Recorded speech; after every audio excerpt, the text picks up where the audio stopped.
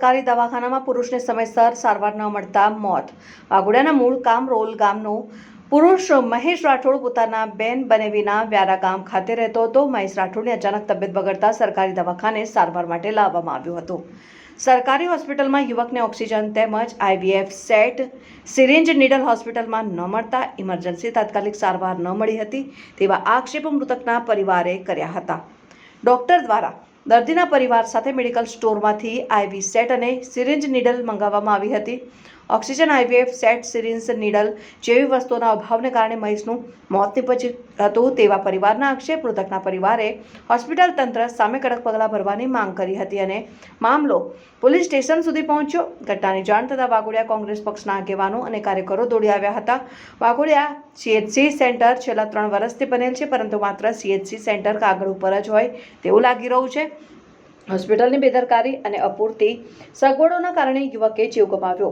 ઓક્સિજનના અભાવે મહેશ રાઠોડનું મોત નીપજ્યું હોય તેવા આરોપ મૃતક મહેશભાઈના પરિવારે લગાવ્યા હતા. મેડિકલ ઓફિસર અમીન કોટડિયાએ જણાવ્યું કે દર્દીને શ્વાસની તકલીફ અને સુગર ડાઉન લાગતું હતું, જેને લઈને પ્રાથમિક સારવાર આપવા આવી હતી, પરંતુ દર્દીને તબિયત ક્રિટિકલ લાગતા દર્દીને SHG હોસ્પિટલમાં મોકલવાયો હતો. તે માટે 108ને કોલ કર્યો હતો, પરંતુ 108 ઇમરજન્સી એમ્બ્યુલન્સ સમયસર ન આવતા દર્દીની તબિયત વધુ લથડી હતી અને યુવકનું મોત નીપજ્યું. મહેશ રાઠોડના મૃતદેહને જરોદ રેફરલ હોસ્પિટલ ખાતે પોસ્ટમોર્ટમ અર્થે મોકલી આપવામાં.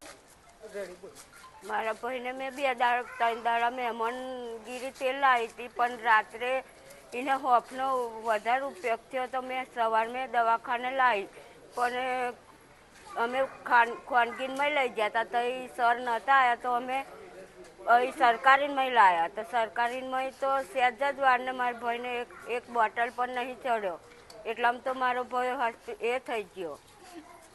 હવે અમારે શું કરવાનું અહીં આગળ? શું નામ છે તમારા ભાઈનું? મારા ભાઈનું મહેશ નામ. આમાં સરકારશ્રીની કેટલી બેદરકારી છે એ તમને આના દ્વારા સાબિત થશે કે PSC સેન્ટરની જગ્યાએ CHC સેન્ટર બનાવવામાં આવ્યું છે વાઘોડિયાને. 2.5 વર્ષથી આ બન્યું, છતાં પણ પ્રાથમિક જરૂરિયાત છે આની કે IVF અને સિરીઝ એ પણ એવી નાની વસ્તુ પણ એ નથી રાખી શકતા. તો મારે કહેવાનો આશય એ છે કે આ સરકારી હોસ્પિટલની અંદર આવી વસ્તુ સારું જો માણસ પેશન્ટને એના સગાને લેવા મોકલે અને ત્યાં સુધી પેશન્ટ એક્સપાયર થઈ જાય તો આ કેટલામાં આના માટે કોણ જવાબદાર? આના માટે કોણ જવાબદારી લેશે? મેં એમ કહું છું કે સરકારશ્રીની પણ કેટલી બેદરકારી છે. અહીં જ્યારે ડૉક્ટરને રજૂઆત કરવામાં આવી તો ડૉક્ટર એવું કહે છે કે મારા નવું બિલ્ડિંગ બને છે, હા કે ત્યાર પછી આ થશે. તો બિલ્ડિંગ તો હજુ 1 વર્ષ 1.5 વર્ષ પછી તૈયાર થશે, તો શું ત્યાં સુધી આ બધા અહીં ગાડી કેટલા પેશન્ટો આવશે ને એ પેશન્ટો એક્સપાયર થશે, એની કોણ જવાબદારી લેશે? મારું નામ ડૉક્ટર અમીન કોટડિયા છે અને હું મેડિકલ ઓફિસર CHC વાઘોડિયા ખાતે ફરજ બજાવું છું. સર, આજે એક પેશન્ટ 10 વાગે અહીંયા આગળ એડમિટ કર્યું હતું અને 10:41 એક્સપાયર થઈ ગયું. શું હિસ્ટ્રી હતી?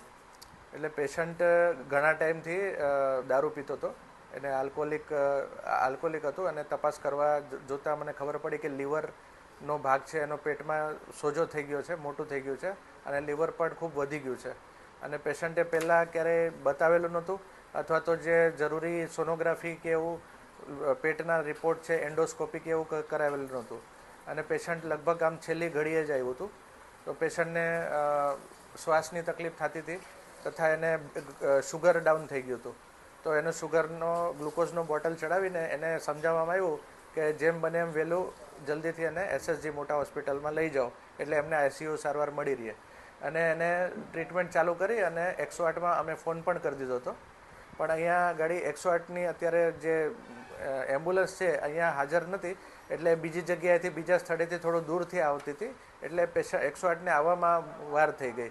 20 થી 25 મિનિટ થઈ ગયું. એ દરમિયાન પેશન્ટ થોડું સિરિયસ પડી ગયું અને એને બચાવવાની પૂરતી કોશિશ બધી કરી, એને ઇન્જેક્શન આપેલું છે, ઓક્સિજન દવા એ બધું આપેલું બરાબર, પણ પેશન્ટ એક્સપાયર થઈ ગયું. સર,